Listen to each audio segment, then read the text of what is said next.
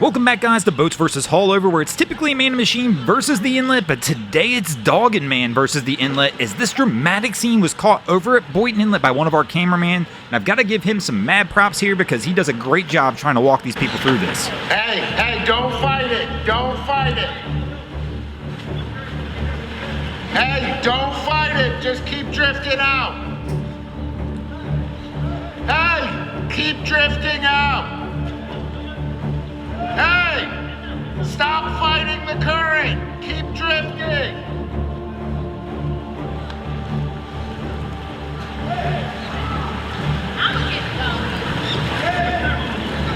Hey, there's a place for you to get out right here. Keep drifting.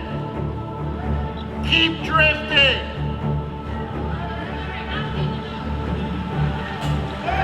Keep drifting. Dude, I know you hear me. Keep drifting. There's a place to get out right there. Keep going. Grab your dog and go. Just keep drifting. Keep the dog's head above water. Our camera guy does a great job of being persistent and doing everything he can to try and assist these guys. Grab the dog. Grab the dog.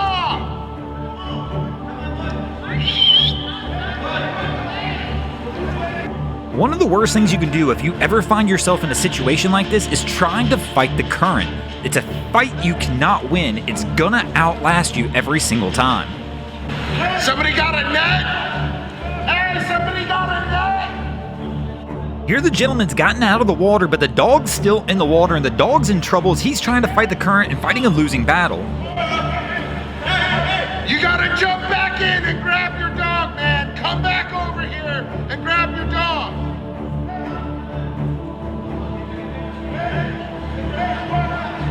That dog can't swim forever.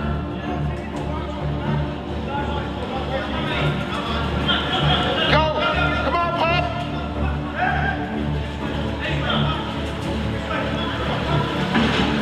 Hey, go back down, go back down, go back down. Go back down.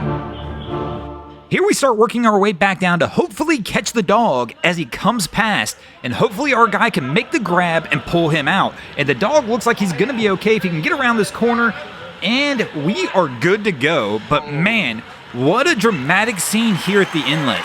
This is not our typical kind of content, but once again, it's a great thing to show people to understand in this kind of situation. Sometimes the best assistance you can give is just be persistent in trying to point out the situation to somebody. When they're in distress, they can't obviously see sometimes the easiest path out. That dog is exhausted. Fortunately, in this situation, we have a good outcome and everybody makes it out okay. And thankfully, our camera guy happened to be there. I'm not sure how this one would have ended if he wouldn't have been so persistent in trying to point out the easiest path out and what these guys needed to do. But once again, the dog looks okay.